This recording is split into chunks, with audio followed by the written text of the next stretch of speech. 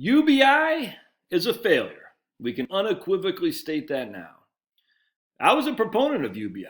I thought it'd have some value there. And now I've seen after 18 months of basically UBI, Universal Basic Income, we've seen the insanity of a failure that it is.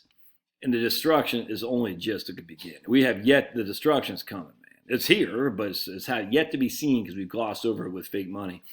Anyway, so what's going on here is I was listening to my man Simon over at Uneducated Economist today. He said he's spot on, dude. This guy's spot on. I wonder what he was thinking initially about the mask and all that. My hair's kind of messed up. I know it seemed like it's just me and Clay Travis at the beginning of all this crap in February of last year who was trying to say no. Anyway, so Simon was saying he knew talking to restaurateurs who were needed people to keep their businesses open. And they'd line up 5 interviews and 4 would ghost them. One guy had 11 interviews and 10 would ghost him, didn't show up. And he said people are having to close down at least temporarily. You know, they have 2 locations. They close down one, move the staff to the other one. No one's growing, no one's expanding. But the question is, can they maintain even the locations as it is? And think about it. Well, Josh, if you paid a fair wage, right? That's what they'll say. If you paid a fair wage, you would incentivize people to get off the couch. If you paid them, instead of making $1,000 a week, whatever, I'm just using that for example, for UBI, which is this unemployment / stimulus. If you paid them $1,500 a week, you'd incentivize them to get off the couch. Okay, but normally I was paying $750 a week. Yeah, so double the money. It's a living wage. They'll be off the couch. Okay, so how do I pay for that? Restaurants are not a profit machine, my friends. If anyone of you ever worked in a restaurant, it's operating on thin margins. So how do I pay for that? Oh, well, you just raise your prices. All right. So let's just raise my prices on the consumer. All right. So the consumer pays more for hamburgers. Simon was talking about. It was actually great. It was a great video he did today. So let's raise my prices. Raise my prices. Now the hamburger costs $20 where it used to cost $12. Whatever. I'm just using that for example. Who bought the hamburger before? There was a lot of people on UBI. You see what I'm saying? A lot of people on the stimulus check money. So now you're raising the hamburger to $20. So those people are still on the stimulus check money are saying, I can't afford a $20 hamburger. Thus, I can't afford to pay for your increase in your labor to incentivize someone to get off their couch. Thus, what happens? The company closes down. So right now, they don't have the supply of labor to meet the demand because the labor is incentivized to sit on the couch. As such, they're shutting down. We're going on 15 months now. Businesses can only stay broke for so long. They still got bills to pay. They still got utilities. They still got payroll.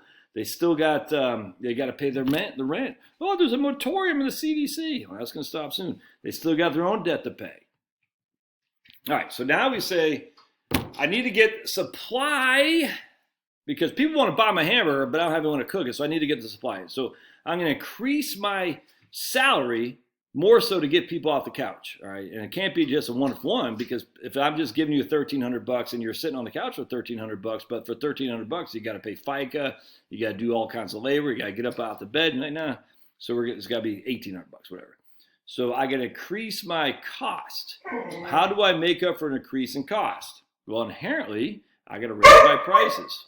I was already operating at razor thin margins as it was. Now I got to raise my prices to basically compensate for my increase in labor cost. So I pass those prices on to the consumer. The consumer used to pay $12 hamburgers. I can't afford that $20 hamburger. No way.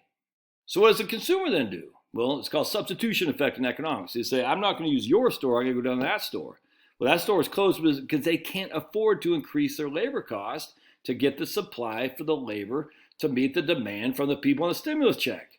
So that store is empty. So now the stimulus guy says, well, I just cook my own food, which is actually beneficial. Cook your own food is always a better thing than going out to eat anyway. And again, going back to no one could afford restaurants when I was growing up. Well, now you can, now everyone goes to restaurants all the time. So in some ways, this is good. People aren't flying so much. People aren't traveling so much. People aren't eating out so much. Right now they are, I think. But at some point there won't be because I don't have any money. I can't afford the increased cost, which means they're probably, hopefully, eating more healthy at home. I highly suspect they're not. But that would be a winning point of this. Anyway, so now what happens? All right, so now that restaurant has to go out of business because they can't keep going on like this. They can't go until September. So the restaurant's out of business.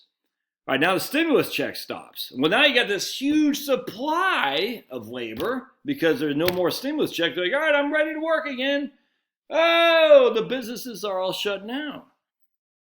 So now there's no demand for the food, but you have the supply. You've created this huge chaos in the freaking employee employment discussion.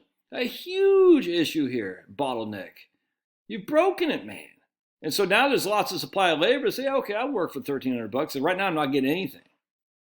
And the guy's like, that's great. Where are you going to work at? Because my business is closed down. I couldn't keep up this for 18 months.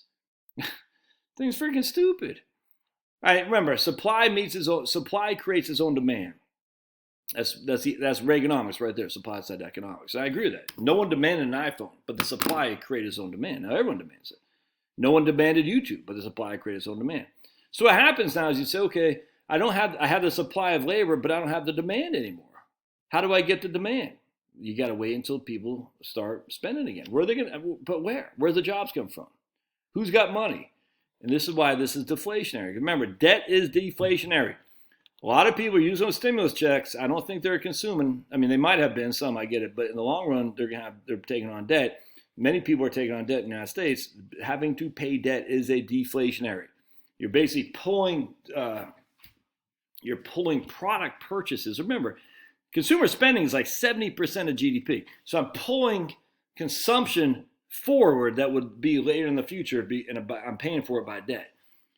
Well, so now that consumption, which was in the future, is now today. So my consumption is going to stimulus today with consumption, but by paying for that with debt, that means I won't only not be consuming something in the future, I'll be consuming less because I have to use that money I would go to for consuming to pay down the debt. So debt is inherently deflationary. And I haven't thought about this that much, but it'd be interesting to see if we see deflationaries economies with a huge amount of personal debt. It'd be interesting because consumer spending is so much of GDP. Yeah, I don't know that. I mean, I don't know. I haven't looked into it, but that's something interesting. All right, so you fast forward to September, October. You got October. There's no more stimulus checks in theory. We got Nancy Pelosi and Joe Biden arguing that we need to keep the unemployment rates, and the companies that are left standing, like, how the hell am I supposed to do this? Talking to a guy today, he's a retired home builder. He still knows people in the building industry. He says, I said, what's going on? He goes, man, we can't find anybody. Not just Americans. We can't find any Hispanic immigrants either. No one's here to work. There's no one trying to work. Can't find anybody. So what does that mean? When you have low supply, what do you got to do? You're gonna have to increase the cost because the supply of labor is saying, I'm not going to work out there. You're not paying me enough.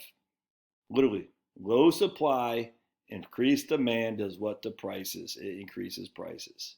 That is inflationary, I grant you. 6 months from now, it's the exact opposite.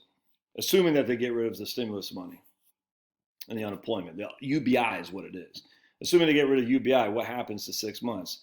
Now, people are like, I need a job. Now you got high supply and low demand. Why? Because it's just been a quick shot in the arm for people, quick demand. That's a short-term inflationary when you have bottlenecks. And then it goes away, then it becomes deflationary. You can see this a mile away, man. UBI is a failure.